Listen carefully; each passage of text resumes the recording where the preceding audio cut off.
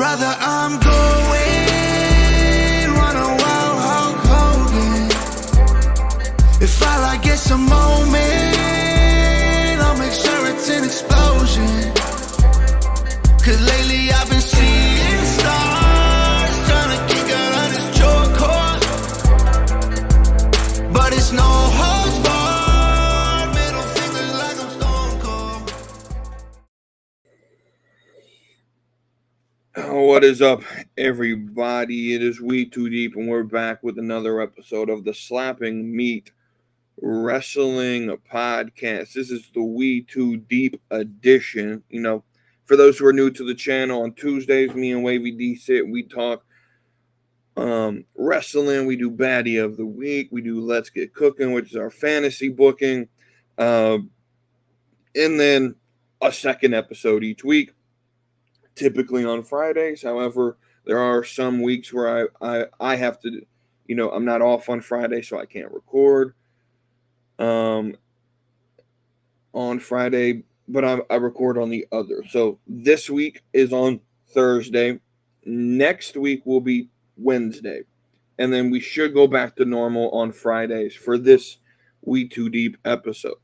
Last week I mentioned a little bit, so this is the housekeeping portion. Last week I mentioned I may change this to like the WeTooDeep show, and I decided not to change the branding because I'm going to talk about the same things. It would be confusing to have to do all of that. There's no point for two shows, to be perfectly honest. So with that, if you watched Tuesday's show, we had a new intro, and I liked it when I made it. But then I sat here as we were recording, as I started recording with Wavy D on Tuesday. This intro is like close to 100 seconds long, like a minute and a half long, right? And that's a long intro in a world where most people, most clicks, you know, if they're not intrigued in the first, 10, 15 seconds, they're clicking to the next video, right? So to concede for that, we're going to bring back, plus I like the old intro a lot, the Hulk Hogan one you guys just heard. I'm going to concede by playing that as the intro, and then the outro will be the new outro, which you'll see at the end of this episode.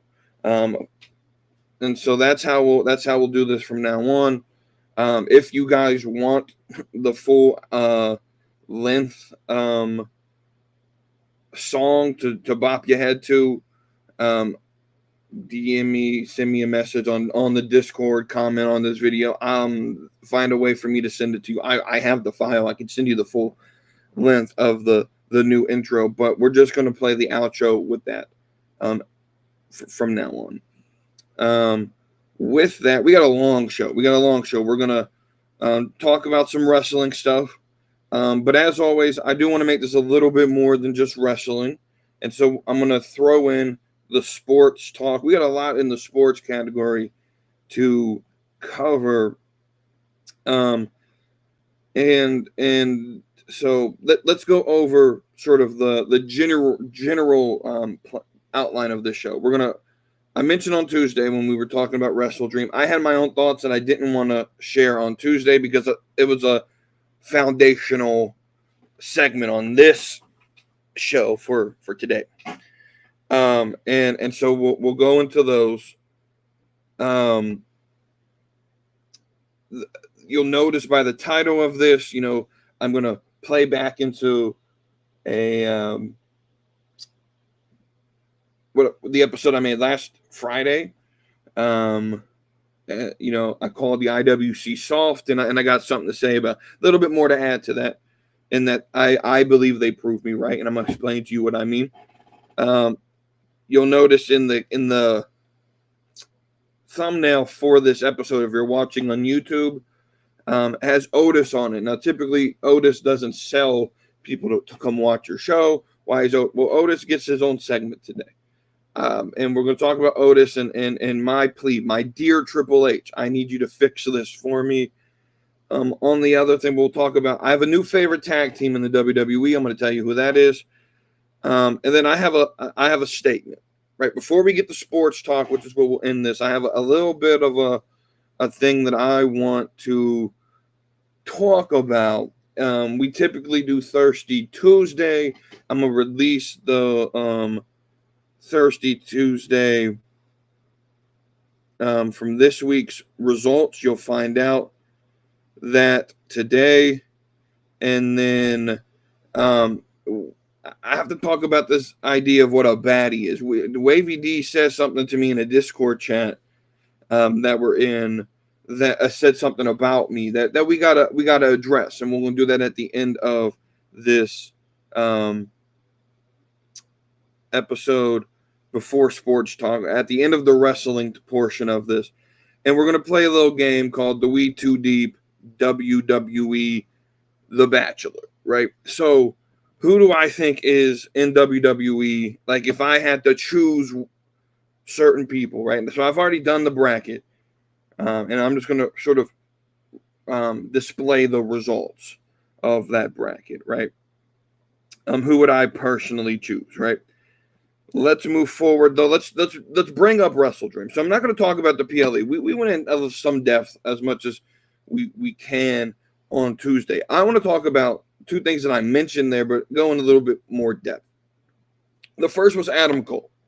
Adam Cole comes back, and the dude looks like he hadn't touched a single gym equipment, a single piece of gym equipment in the however long he's been out.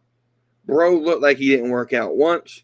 Bro looked like all he's done was stream and play video games, and I'm not hating on that. Not hating on that at all. But you don't look like a pro wrestler to me. You come back, and I can probably be like, I look more like a pro wrestler than Adam Cole, right?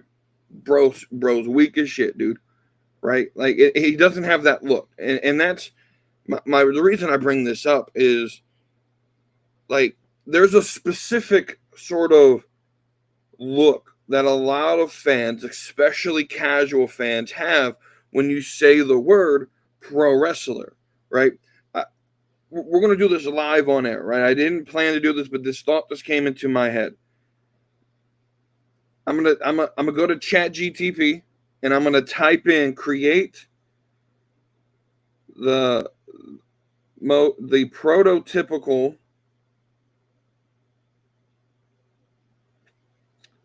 pro wrestler, and I'm gonna show you what the image is. It's creating the image now.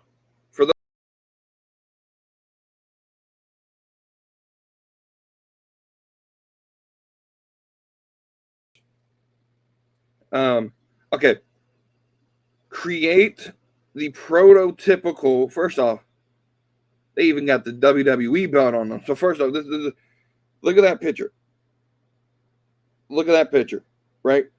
So when I right, muscular in the WWE, right? Bro look like Perk Angle over here, right? When I say create an image of the prototype, first off, that AI image it did 2 points. It proved 2 points that the casual fans have been saying. When you ask prototypical, now AI works in a particular way. This was actually a topic of conversation that Nerdy D had on his Wednesday show yesterday night. AI works only based on the information that is given to it, right? So a lot of people who view AI as going to take over the world, it can't happen. It literally can't happen unless it's programmed by a human being to do it, right? AI, the way AI works is it has to be fed information. It can't create something out of itself, right? It has to be fed information for it to learn. And now once it learns it, then it's good. It can spit it back out. But it's literally plug and play. It has to be told something before it does it. It can't think for itself, right? So everyone who's sort of like post-apocalyptic, like AI is the end of the world, we got to slow down on that, right? But when you go to AI and you say, okay, what is the prototypical pro wrestler supposed to look like? And you get muscular, jacked WWE champion, it proves 2 points to me. AI, based on knowledge around the world that's been fed to it, believes that a pro wrestler works for WWE, which shouldn't be, it's not a big slap on the back or slap in the face. AEW is just not talked about in the mainstream. There's less information to be fed into AI about AEW. But again, the prototypical pro wrestler is the big, meaty, muscular guy, not Adam Cole. So, right? And then the second thing I want to talk about with this is Bryan Danielson, right? Now, I know we talked about this, and this is actually going to answer a question that Bobby Sherwood in the Discord, he asked about, like, should a show, we asked for topics on Tuesday, and so for everyone who's new, if you're not in the Discord, link in the description, or scan the QR code in the outro. When you get into the Discord, you can ask questions any day of the week for me to discuss, or for me and WeTooDeep to discuss on Tuesday. Go to topic suggestions under the slapping meat category, and just, if you have questions, if you have a topic you want us to cover, post them there. I haven't received a bunch of those in the last couple of weeks, which is fine. I can come up with shows my own self. That's fine. But me and WeTooDeep asked for some on Tuesday during the day so that we could record Tuesday nights and answer them. Bobby Sherwood, probably busy during the day. That's fine. He comes in after the episode is recorded and says, hey, can you discuss this topic? I think we did a decent enough job covering this topic, but I want to answer the question forthright and give you credit for the topic. He asked something along the lines of, should every show end in a positive manner? His exact question, that way I'm answering the exact question, is something to do with, like, should wrestling shows have a happy ending? Do they have to have a happy ending, given the WrestleDream controversy? And so the answer to that question is no. They don't necessarily have to have happy endings. For individual stories, I will say. But I think my issue with the Bryan Danielson thing is that if he was going to lose, according to my knowledge, now granted, I'm not the biggest AEW supporter, but according to my knowledge, the entire idea was Bryan Danielson won the title, and the second he lost the title, he was going to step away from wrestling, right? So essentially him losing was going to be his retirement. Now, I've always said, if you're going to retire, you should retire on your back. Absolutely, I believe that. But I also don't believe that this story was that. I also believe, like you don't pass the torch to Moxley. Moxley's already the torchbearer, right? So if he was going to go out, like WeTooDeep said, it should have been, if Danielson was going to lose in a retirement match, it should have been passing the torch to the next face, which is Darby Allin. Now, maybe that's what the ultimate goal is here, making Darby sort of the superhero in this faction. But you did a very bad job presenting that as a possibility with how you did WrestleDream, right? I'm not we can talk about the plastic bag. I've already gone on a rant of that the first time they did. I don't think it's necessary. I think it goes too far. I think in terms of sponsorship and potential fan base, and I used the example last time that, like, ECW would have had Kurt Angle in ECW had they not done the crucifixion, right? That was the line that Kurt Angle was not willing to put his name on. He's like, that went too far, so I'm not going to sign with you guys, right? I'm thinking of talent. If I'm a wrestler out there, 100% honest with you, if I'm a wrestler and I want to be professional and I want to make my way up through the business, and I have an offer between WWE and AEW, and AEW's offers more money, more TV time, maybe a championship right away, and WWE, I'm going to have to earn my way up through NXT and all of that, right? AEW's offer is more attractive, but then I watch the product and you're committing attempted murder on the screen. Logically, first off, like, there was no cops on the scene. There was no security that really tried to stop it from happening. You just allowed attempted murder to happen on your screen. So from a logical standpoint, it doesn't make any sense.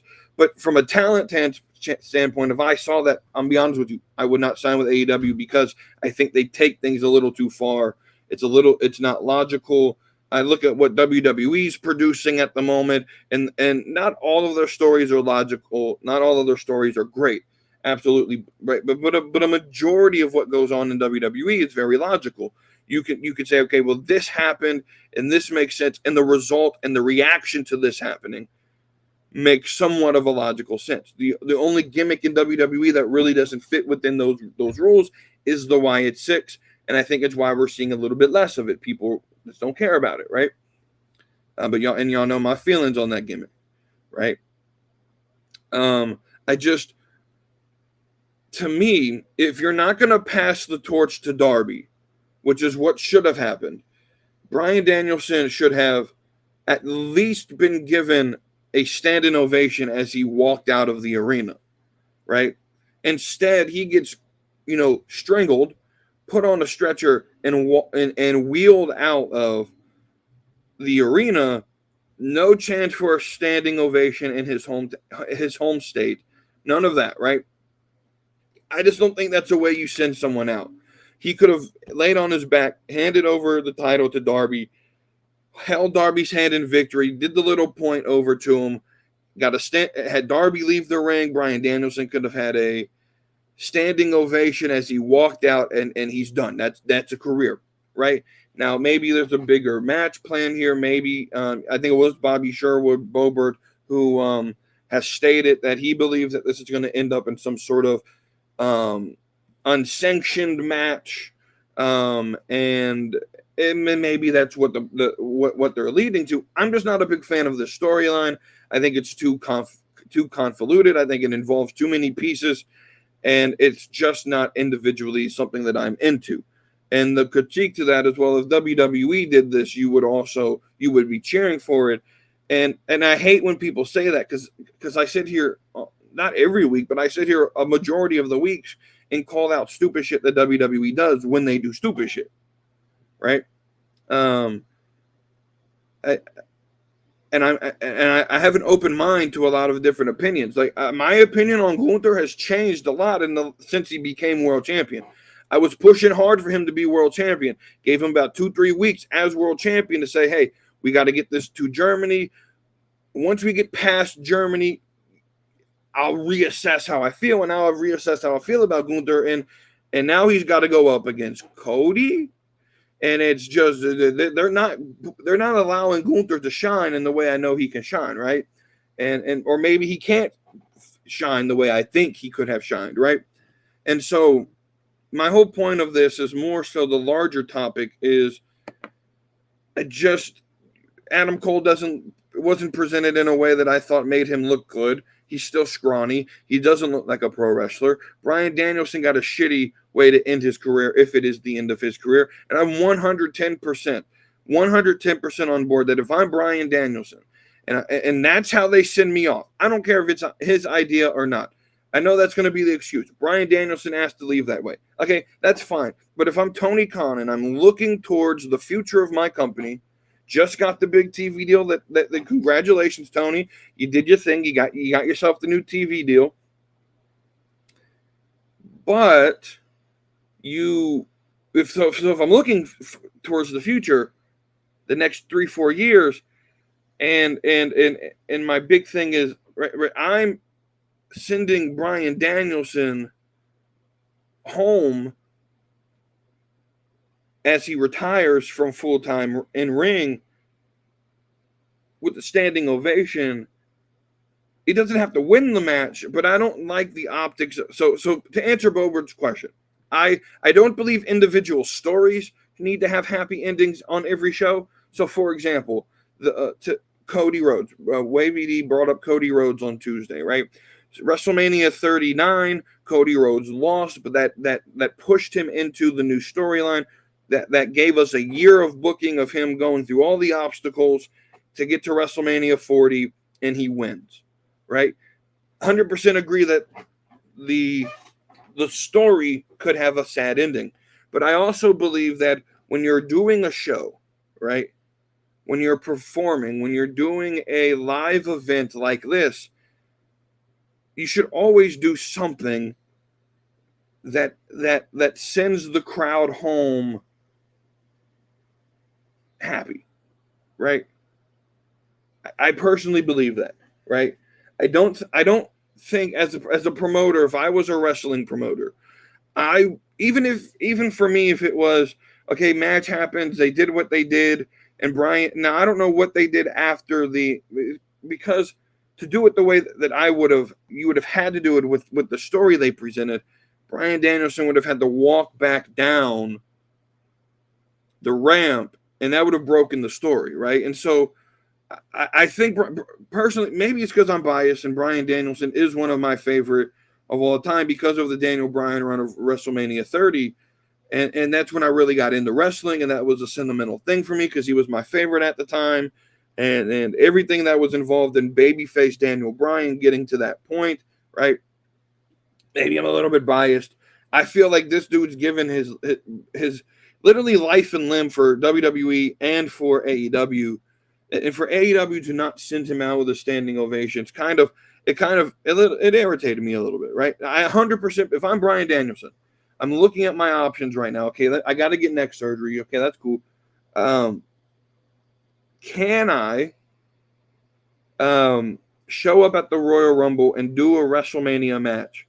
Can I go long enough, withhold this surgery long enough to have 5 minutes in the Royal Rumble where I eliminate The Miz and set up this WrestleMania match? And can I go for 10, 15 minutes in a final match, the final match of my career against The Miz at WrestleMania 41, where in Las Vegas I win and I get that standing ovation to end my career? Can I do that? Then I can go do the surgery, right? So I don't think WWE needs to sign Daniel Bryan long term. I don't think he needs anything more than WrestleMania. If I'm WWE, that's all I'm signing Bryan Danielson for is WrestleMania. Then say, hey, go do your surgery, and if you want to go back to AEW, go do it. And personally, if Tony Khan loved the business the way he says he loves the business, he would let Bryan Danielson go, do 3-4 months with WWE at Royal Rumble, get the send-off at WrestleMania to completely end the career, and then bring Bryan Danielson back wherever he wants, right? And whatever option he wants. If Tony Khan loved the business the way he said he does, he would allow Bryan Danielson to retire at WWE. That's the company.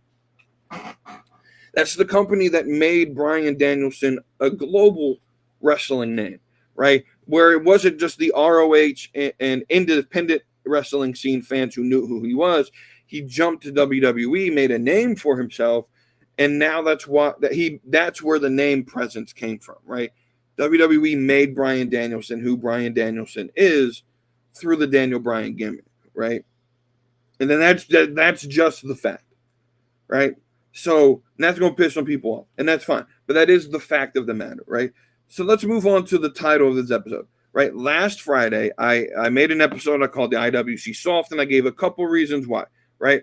And a lot of basically the ending of that episode, the ending theme of that episode was the IWC just loves to bitch, right? They love to complain about things they truly don't understand, and they just love to bitch, right?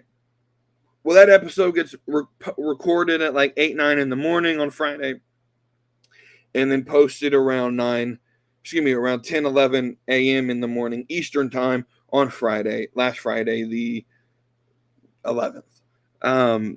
And so that same night was SmackDown live from Greenville, South Carolina, right? And in less than 24 hours after I record and post an episode that states that the IWC is soft and all they do is complain, less than 24 hours later on SmackDown that very night, they proved me right because they bitched and moaned about, oh my God, did Triple H really just allow a man to interrupt this women's title tag team championship segment? Oh, he wouldn't do that if it was another man's match. Guys, shut the fuck up, dude. Like, honestly, shut the fuck up. Right? This is that shit that pisses me off. It pisses me off. right? And then there's people who want to throw in the race element to it, and Triple H only put the black competitors on the episode because we caught no, y'all don't understand what's going on, right? Oh, and of course he has 4 beautiful black women, which guess what? All 4 of them are beautiful black women. Absolutely, 100% agree with that. Oh, they had queens in the ring, and Triple H, he put all the queens in the ring, and then had a white man. Guys, can you literally shut the fuck up? Right you prove me right. All you do is bitch, and then I got something new and I've been saying this since it happened. A lot of these people, there's 2 things. There's only 2 reasons that make any sense as to why this happens. Why this happened, right? Why they complained about this. The first are the white knights. These are, and by white I don't mean skin tone. I literally mean like white knight, the knight in shining armor, right? They're white knighting people, right? It's the people that don't actually give a fuck, but they want their social media presence and their social media persona. And I do say persona because 95% of these trolls live behind an Anon account. Now, on that app, I understand why people use Anon accounts, especially women. I understand it's a dangerous world in social media for women and for a lot of other people. Hell, even the WeTooDeep name here, I do my very best to not announce my first and last name on this show for a reason. And on social media for a reason. I say controversial things at times, and we live in a climate where controversy could get you in trouble in terms of your job, right? And I've seen it firsthand. Good luck trying to find where I work. I try not to tell people where I work. I understand keeping yourself as anonymous as possible for safety, right? Especially if you're a woman. 100% understand that. But a lot of these basement dwellers live behind Anon accounts because it gives them the ability to say things they wouldn't say when confronted in real life, right? And so a lot of them use it to like bully people, but a lot of them do it to say things that they don't actually believe, right? So they'll come into defense of like black women wrestlers when really in real life they don't actually give a fuck. And this, right? But they come to the defense because they want their social media presence to act like they're some big social justice warrior. And it's white knight. It gets crazy. They're fake. They're hypocrites, right? So that's option number 1. It's either that or it's this other one. And it's they don't understand wrestling, and they definitely do not understand how to tell stories, right? I can tell you 100% right now. There's a reason why Kevin Owens went on when he went on, right? And it's called storytelling. Right? It's called storytelling. Wrestling, in essence, is storytelling, right? Kevin Owens, in story, was suspended by the company because of his attack on Cody Rhodes, right? Which they're treating as a random event that was not planned, that was recorded by fans, and we all know it's staged, but that's the illusion of the game, and they're trying to play into it like this wasn't planned, right?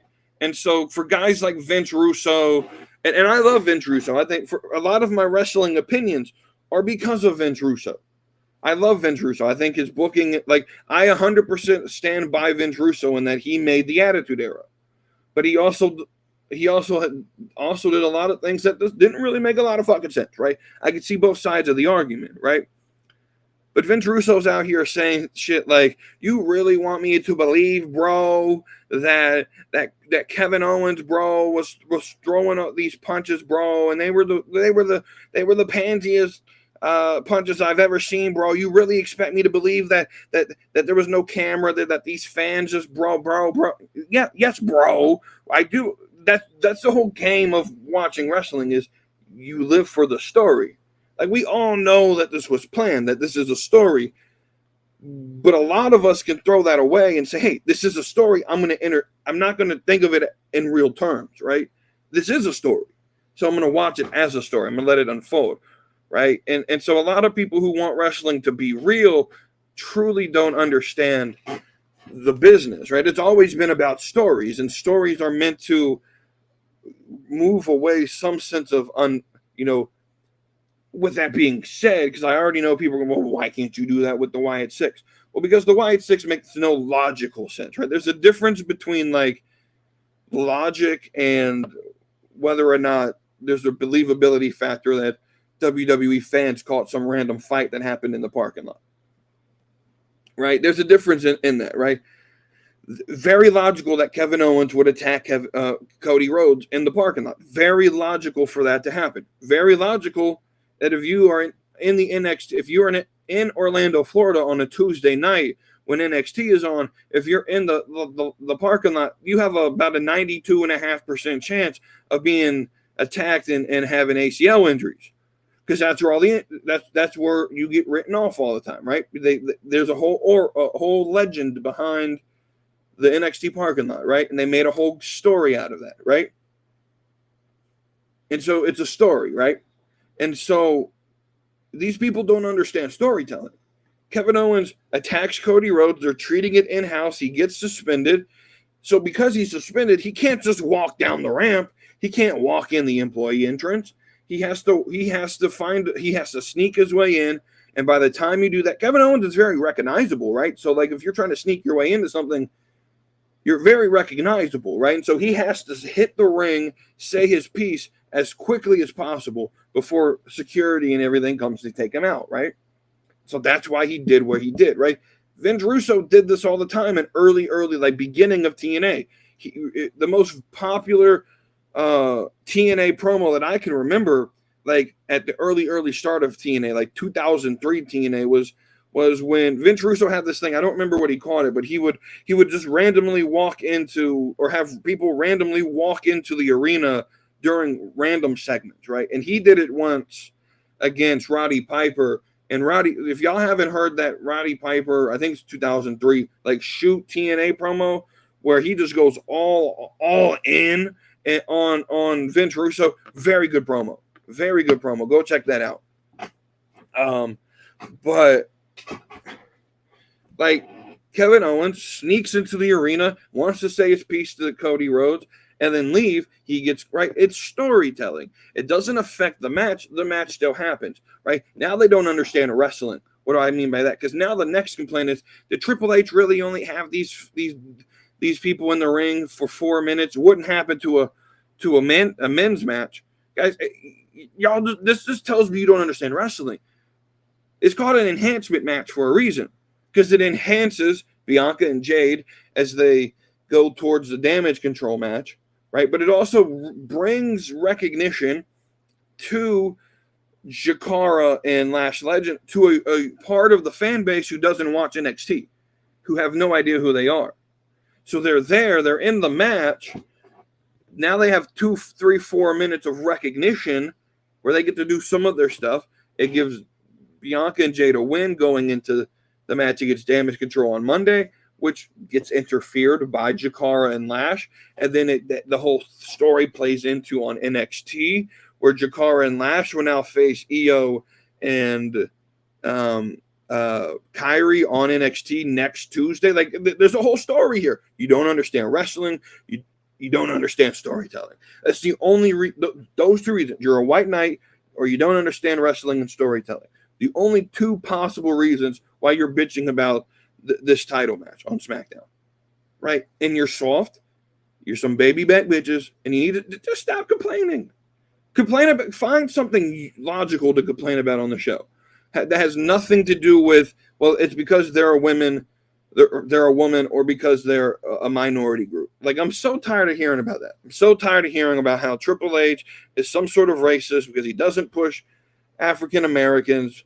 Meanwhile, he's pushing every Mexican on TV time. He's given every single black talent TV time that's worth something. Sometimes things are based on merit and talent, not identity, right? And that's the thing that really bothers me, is I would rather have a show that has the best talent, regardless of if they're white, black, brown, yellow, purple, green, blue, orange, or pink.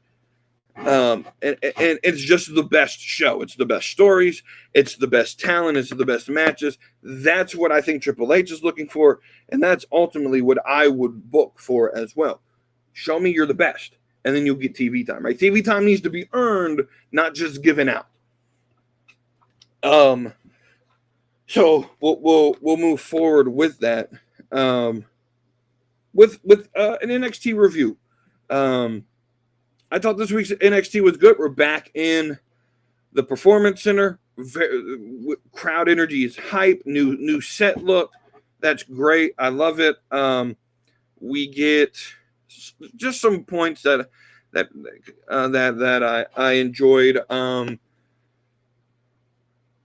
Excuse me.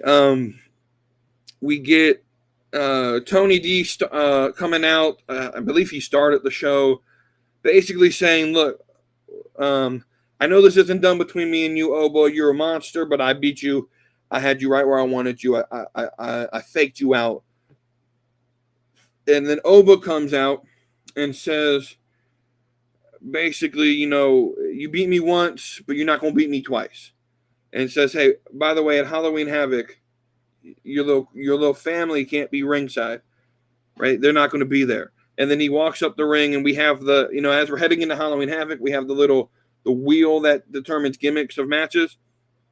He spins the wheel, tables, ladders, and scares, which basically just means anything goes.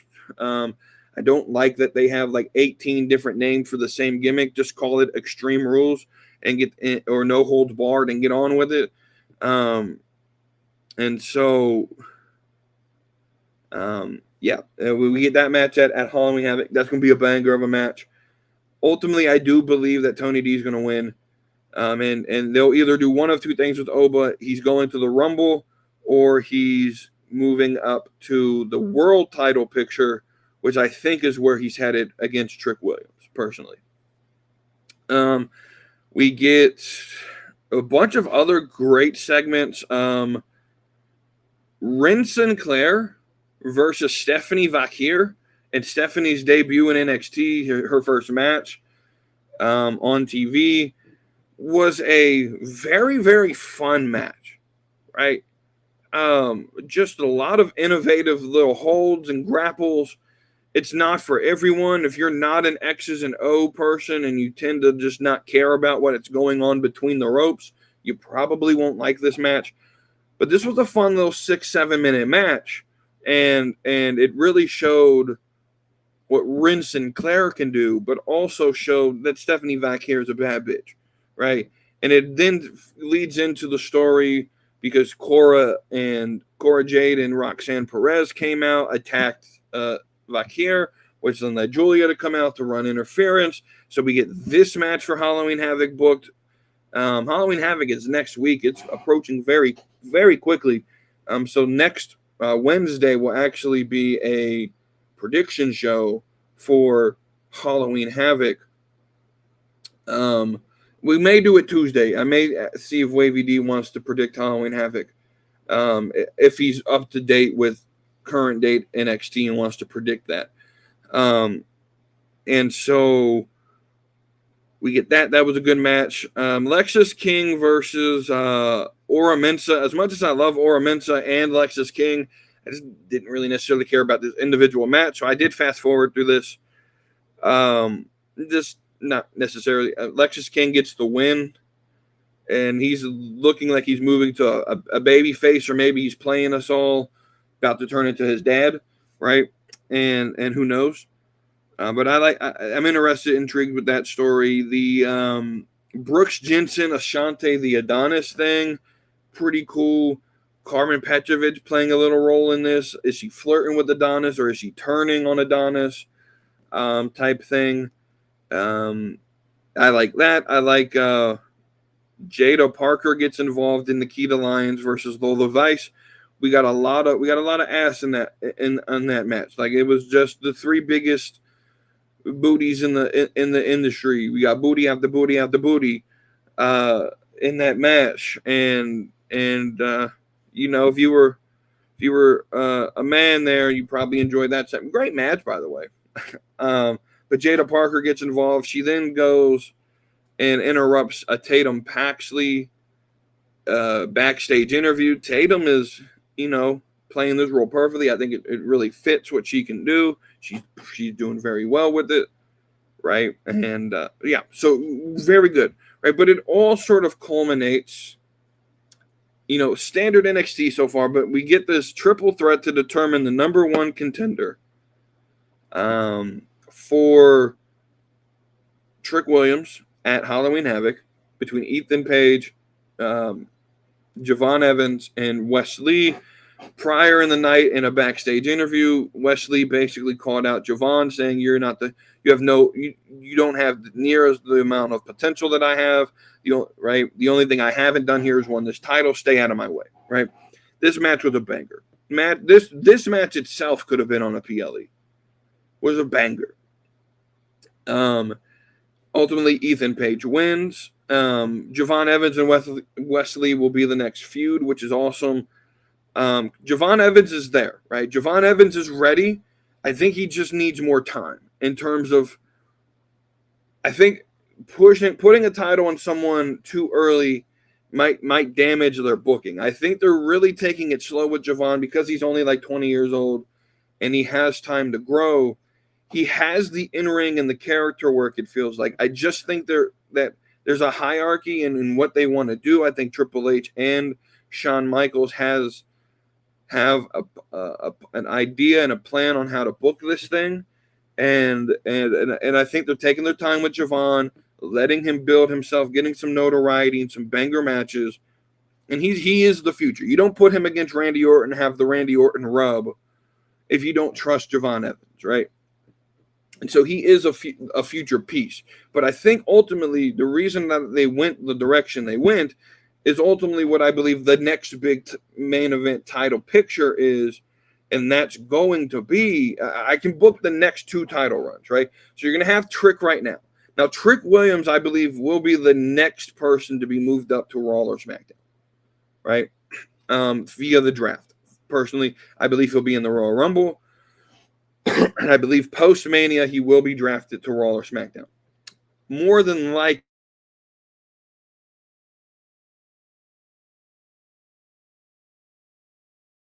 to Netflix in Raw.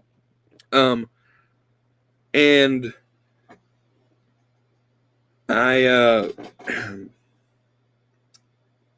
he's going to beat Ethan Page. Ethan Page wins. They spin it. I think it's like Devil's Playground. Again, I think that just means everything goes. It may be a cage match. I don't know what Devil's Playground fully means, but a lot of it just means anything goes, right? It's just their excuse to give you 8 Extreme Rules matches with different names, right? And they're not going to get those. Will probably be the only two. They'll probably get a women's match with some sort of gimmick, but other than that, it'll probably just be those 3.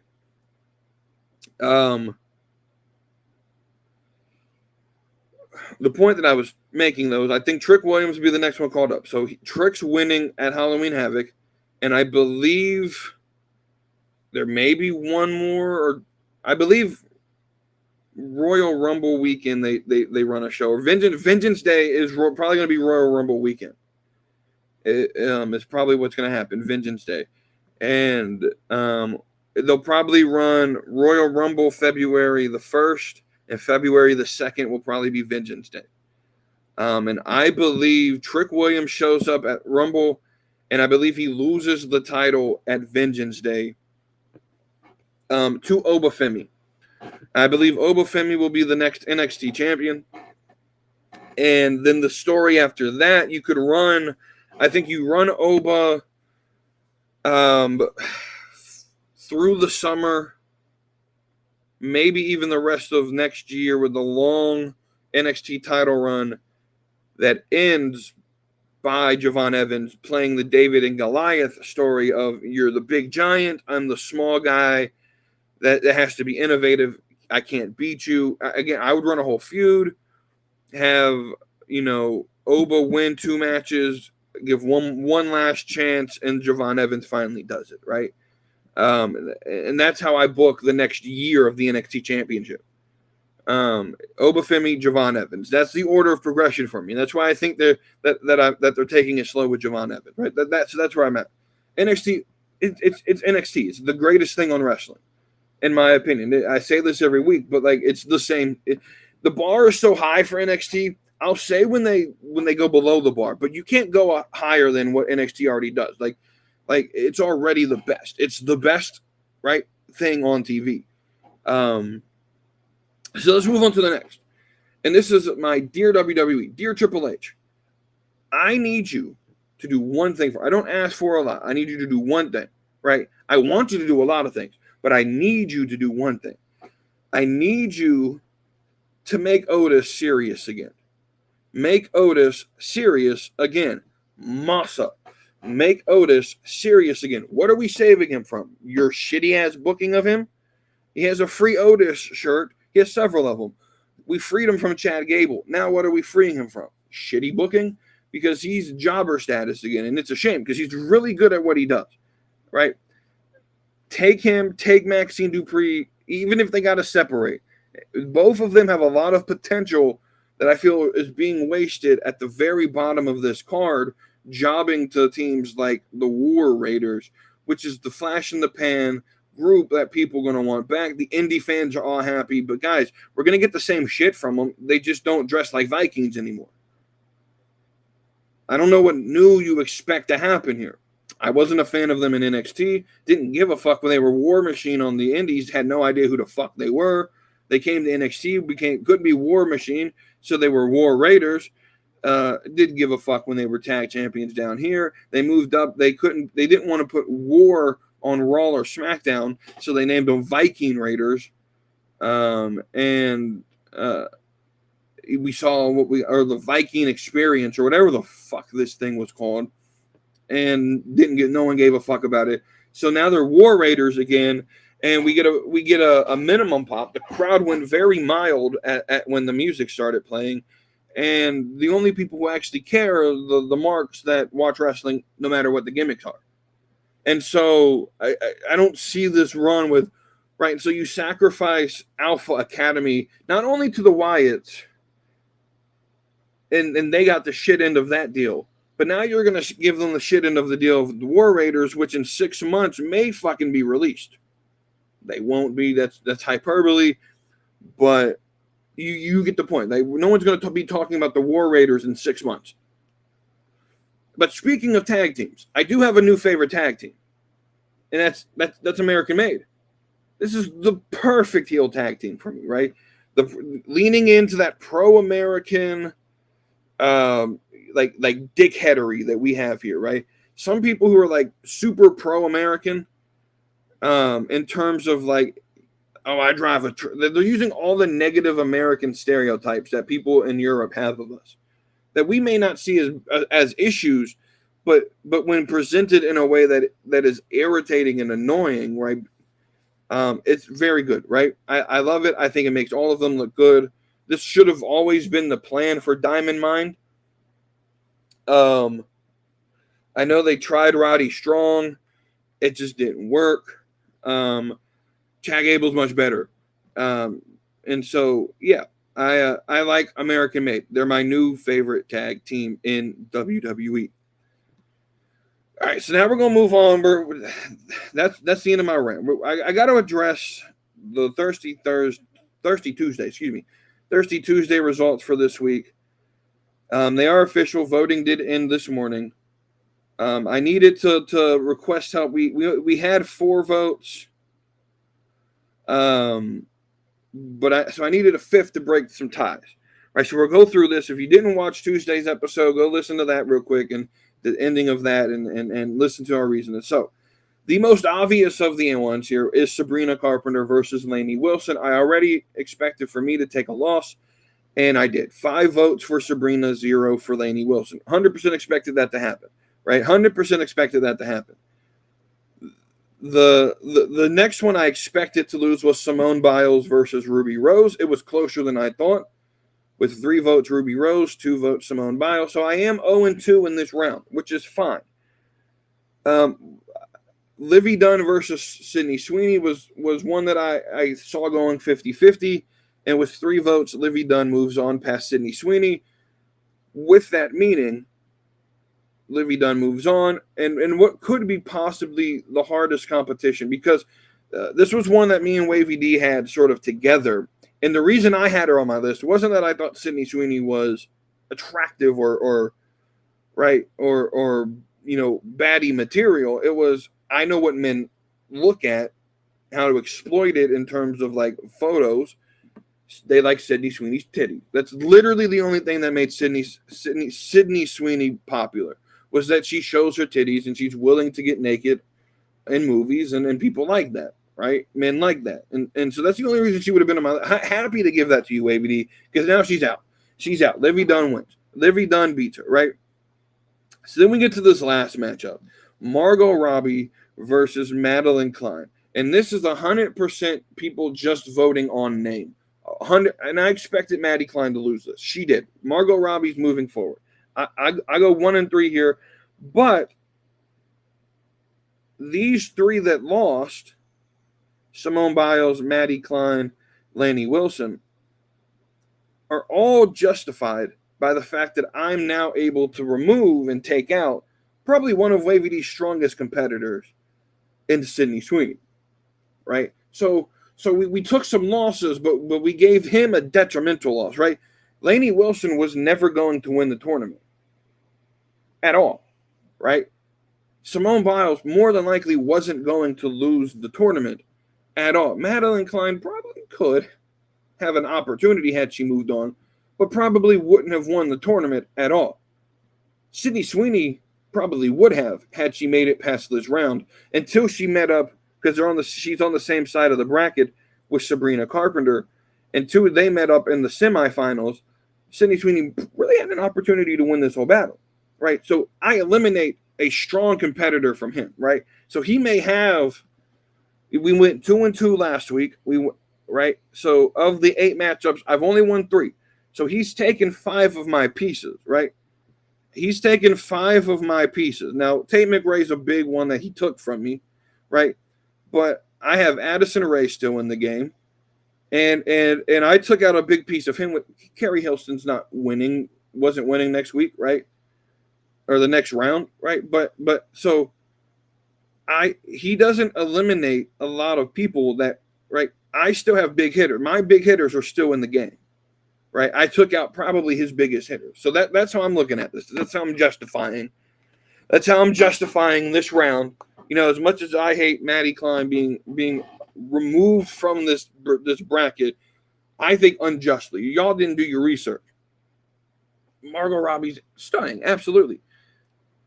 But there's no way she's higher than Maddie Klein. No way at all. No way at all.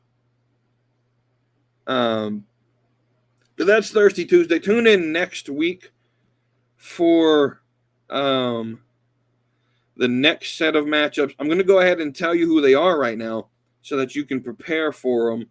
We're going to have Zendaya versus Kate Upton. That's a tough battle. We're going to have Vanessa Hudgens versus Mila Kunis. We're going to have Miranda Cosgrove versus Ilona Mayer, which is, most of y'all probably don't know, but y'all, again, do your research. And then we're going to have Jennifer Lawrence versus a Bella Danger. That's an obvious one, right? So if I'm looking at my picks, one, like, that one's 50-50 for me. There's 2 definite. Like, Kate Upton should win, and a Bella Danger should win. Mila Kunis, Vanessa Hudgens, 50-50. And the other one I'm expecting to lose solely because y'all don't know who Ilona Mayer is. And you should. She's beautiful. She's a rugby player, so she's going to get judged for her physique. I 100% know that this is going to happen already. And so, but with that, that's Thirsty Tuesday. We'll vote next Tuesday on the next round. And we'll move forward. But I want to, while we're on the topic of baddies, right? I want to talk about this because Wavy D said a thing on Monday night in the casual wrestling Discord. He said, man, this man, WeTooDeep like women that have no titties. Like he basically said, I only like flat-chested women. Now, he has somewhat of an argument in saying that. I do like women that are a little bit, not. Here's my point of view on this: is titties are great, but they're sacks of fat. They're literally just sacks of fat. And to me, anything more than a handful of titty is a waste of titty, right? So again, and also physical attraction is not my number one thing that I look for, right? It is personality. It is, and I know that's like a cop out thing to say, but it to me it is personality, right? And so bro got mad disrespectful there. Yeah, Bianca Belair is not the biggest breasted woman in the world, but it's more to, I look past the titties, dude. I look at the face. I look at the legs. Legs are I've already told you this, right? I have different priorities in terms of attraction than just the titties and the ass, right? Moving forward, to prove my point, I'm going to we're doing this thing here. So about a month ago, maybe longer than that, Milwaukee Mike, as part of the casual wrestling community, stated, I need to find a new wrestling bay, and we're gonna run a bachelor, right? And he created like a 32 woman bracket, and he was just gonna sort of like go through it, right? So I was like, okay, well, let me do that as well. Let me rank my top 32, do a bracket, put them in a bracket form, and let them battle out, and we'll determine who I think is like my wrestling boo, right? So I've already done this. I've had this saved for probably about 3 weeks, contemplating if I should actually do this. So we're going to go through and do this, right? So these are just WWE wrestlers, announcers, anyone from all three brands. There's a little, so what I did is I literally just went through the women's roster and picked who I thought was the 32 hottest women. So those 32 women are Jasmine Nix. Now these are not in order, right? These are not in my order, right? Jasmine Nix, Liv Morgan, Fallon Henley, Zelina Vega, Jada Parker, Alexa Bliss, Dakota Kai, Charlotte Flair, Issy Dame, Thea Hale, Rhea Ripley, Tatum Paxley, Carmen Petrovic, Sam Irvin, Ren Sinclair, Jade Cargill, Sol Ruka, Ariana Grace, Julia, Kathy Kelly, Maxine Dupree, Jakara Jackson, Tiffany Stratton, Cora Jade, Kalani Jordan, JC Jane, Gigi Dolan, Brinley Reese, Roxanne Perez, Bianca Belair, Kiana James, and Stephanie Vakir. I actually forgot I put her on this list, to be honest with you, because I was watching NXT this week and I was like, Stephanie's a little bit more attractive than I remember her being. Anyway, so we're gonna go through this. I named them basically in how they appear on the bracket, right? So the first matchup, we're gonna go through this whole bracket. It's already completed. No voting's happening.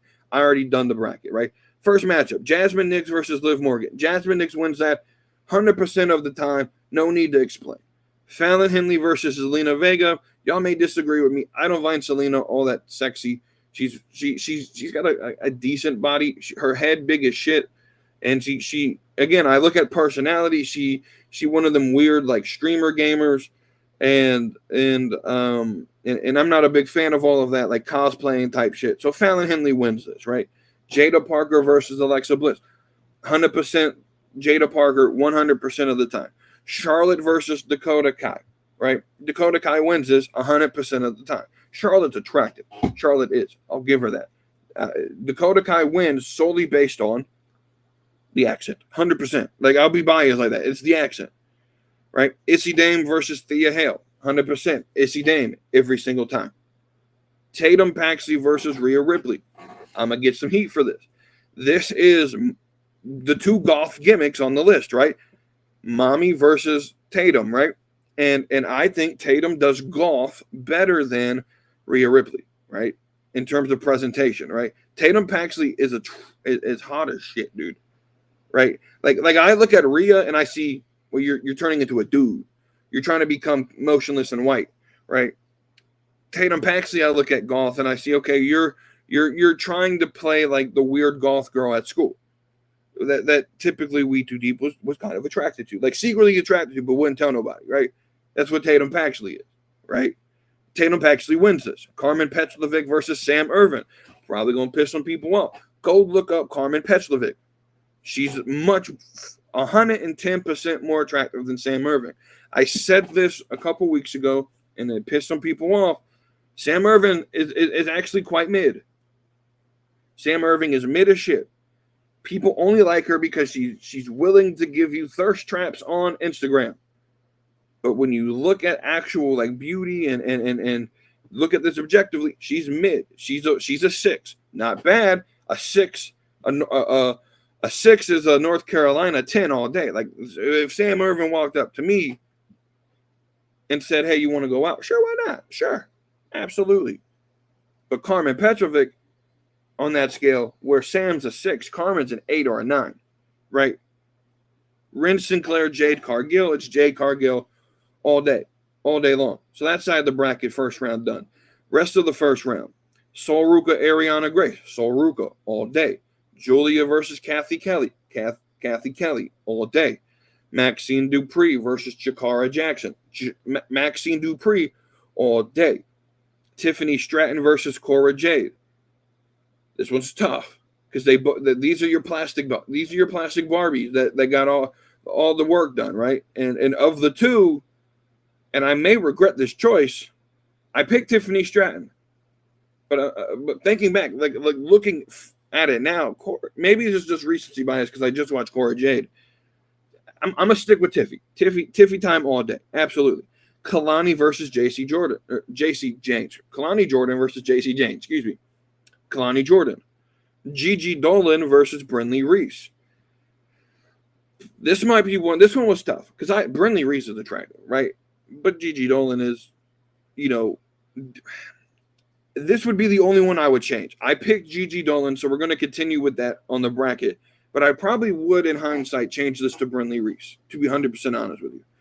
Bianca Belair versus Roxanne Perez. There's no doubt about this. It's Bianca Belair. Kiana James versus Stephanie Vakir. Kiana James, without a doubt. So now we're in the second round. Jasmine versus Fallon Henley. Jasmine Nix, without a doubt. Jada Parker versus Dakota Kai. I love Dakota Kai, but you're not voting against Jada Parker in this competition, right? Jada Parker. Issy Dame versus Tatum Paxley. I love Tatum Paxley, right? But Issy Dame is more attractive, right? Carmen Petrovic versus Jade Cargill, right? It's Jade Cargill, without a doubt, 100% of the time. Kalani Jordan, Bianca Belair. This is the toughest matchup of the entire competition. The toughest matchup of the entire competition. It's Kalani Jordan, though. It's Kalani Jordan. I think Kalani just has a little bit more of a cuter face to me. I think that's what it is, 100%. But they're the same to me, right? It's just the face. Maxine Dupree versus Sol Ruca. Now, y'all know I love me Maxine. Thin waist, long legs, love Maxine, right? Sol Ruca, though, is a little bit different. Like, Sol Ruca she's it. We're in the semifinals now. Jasmine Nix versus Issy Dame. It's Issy Dame all day. All day. Braun Breaker, a lucky-ass motherfucker.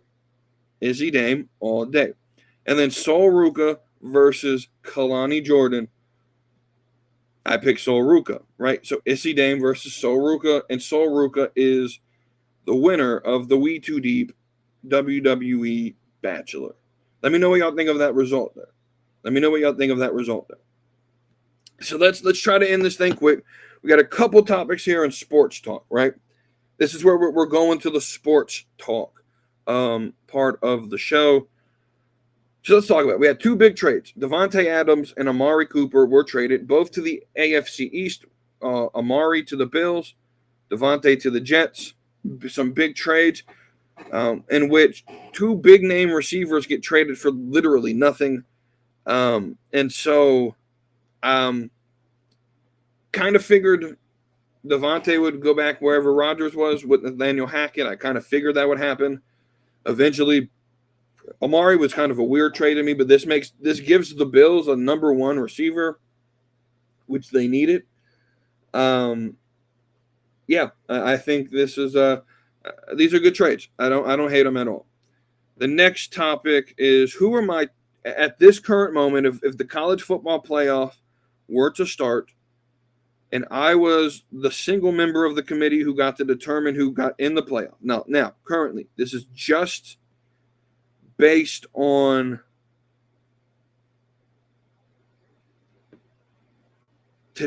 as of this week, right? As of the games last Saturday, as we have played, who are my top 12, right? So my top 4 seeds are Texas at 1, Oregon at 2, Clemson at 3, Iowa State at 4. I think Clemson has played a lot better than Miami this year, and so they're going to win. So let's break down the college football playoff bracket, by the way. The top 4 seeds are the conference winners of the ACC, the SEC, the Big Ten, and the Big 12, what we call the Power 4 conferences. The winners of those conferences will get an automatic lock into the first 4 seats. The only other conference winner that gets an automatic lock will be what they call the next best conference, or the next best of not the Power 4. So more than likely, being that the Pac-12 isn't necessarily considered a conference and don't have a conference championship game, the 2 teams in the Pac-12 still, until the beginning of next year, they don't even play each other this year. Oregon State and Washington State don't even play each other this year, right? So they don't get an opportunity, I don't believe. And so it's going to be either the Mountain West, which will either be won by UNLV or Boise State, more than likely, or the Sun Belt, which will be James Madison. 100%. If James Madison wins out, they're going to win the conference. I thoroughly believe that'll happen too. Now, I think the winner of the best of that will be just by prestige, would be Boise State. And so they'll get a lock into the top 12, but they don't get an automatic bid in terms of like a bye week or something, right? So the first 4 seeds, the conference winners of the Power 4, essentially get a first round bye. So to me, I believe that will be Texas, Oregon, Clemson, and Iowa State. Just as we stand right now, right? 5 to me is Ohio State. 6 is Alabama. 7 is Georgia. 8 is Miami. 9 is LSU.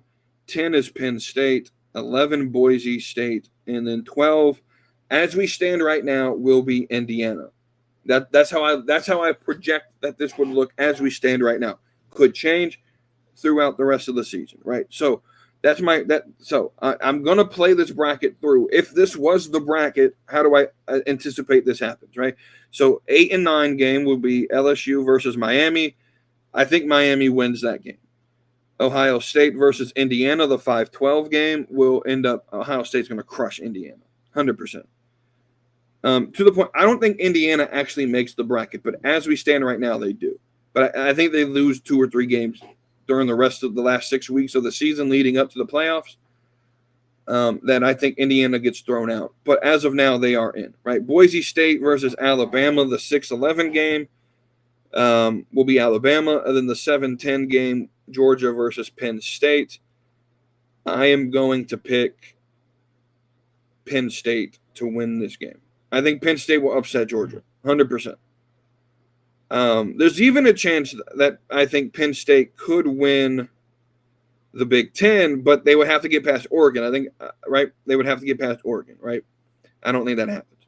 So then we get to the second round of the playoffs, the round of 8, essentially.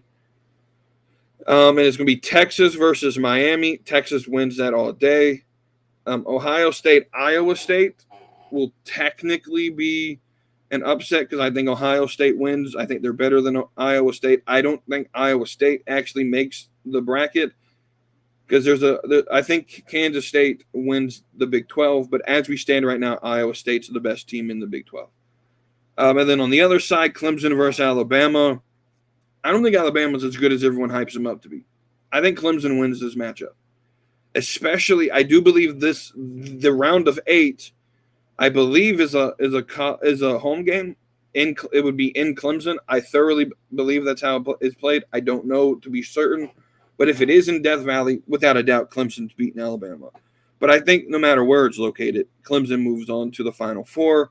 And between Penn State and Oregon, which I think will be a rematch of the Big Ten championship game, I think Oregon wins that. So that gives us Oregon versus Clemson and Texas versus Ohio State as the Final Four, in which I believe we're going to have Oregon beat Clemson and Ohio State beat Texas, which gives us a rematch of the beautiful game we just had last week of Oregon versus Ohio State.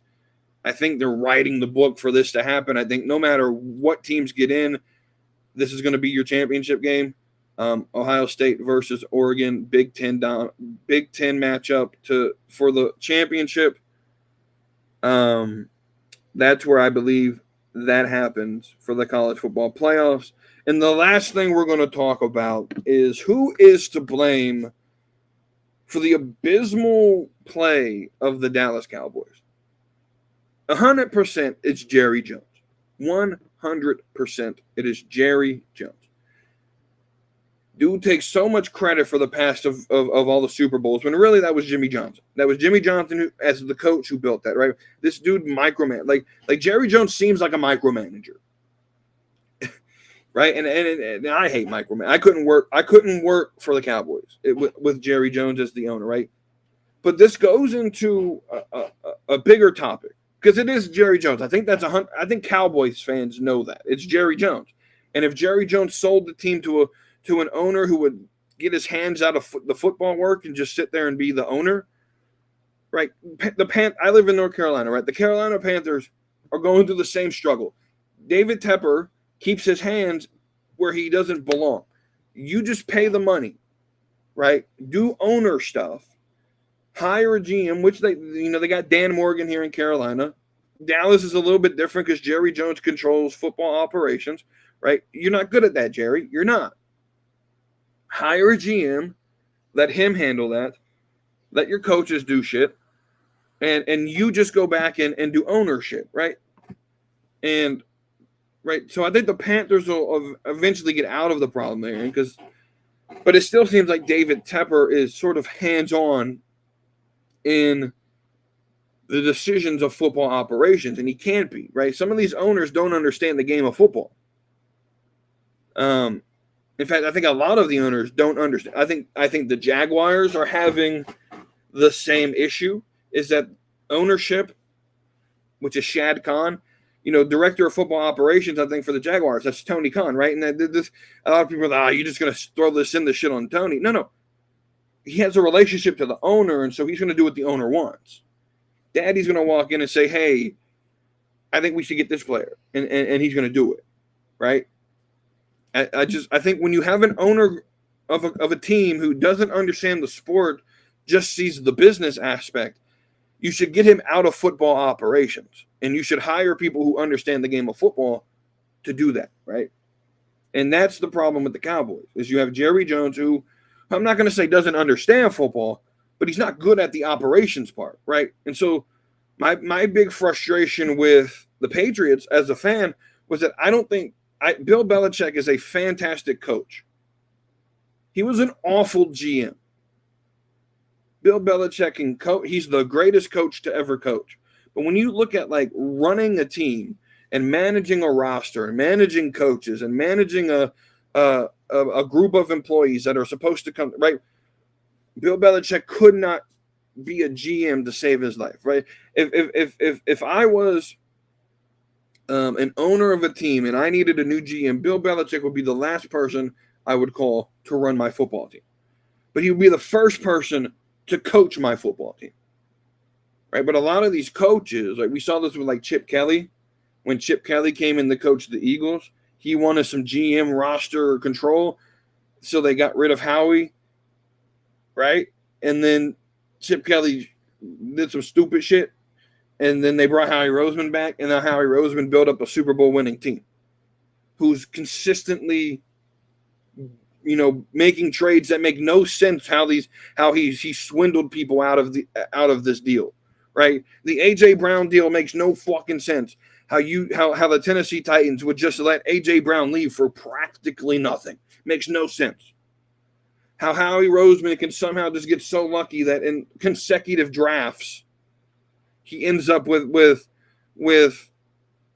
Jordan Davis, the other dude out of Georgia, Jalen Carter. He ends up in the same draft drafting Cooper, or not the same draft as that, but in the same draft class, getting Kenyon Mitchell, who was rated the best corner, and Cooper DeJean, who's rated the best safety. Now, they're not playing up to that potential right now, but that's where coaching comes in, right? A lot of times when you draft, you're drafting on potential, but you get the two top-rated players in the secondary positions, and you get Cooper DeJean in the second round, which means he's cheaper.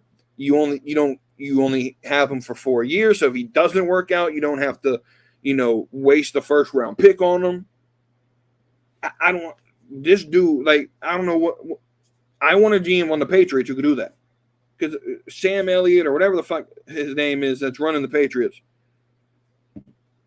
just not good at it. Like we have so much cap money to go build a team around Drake May, because I do believe Drake May is the future. He showed himself.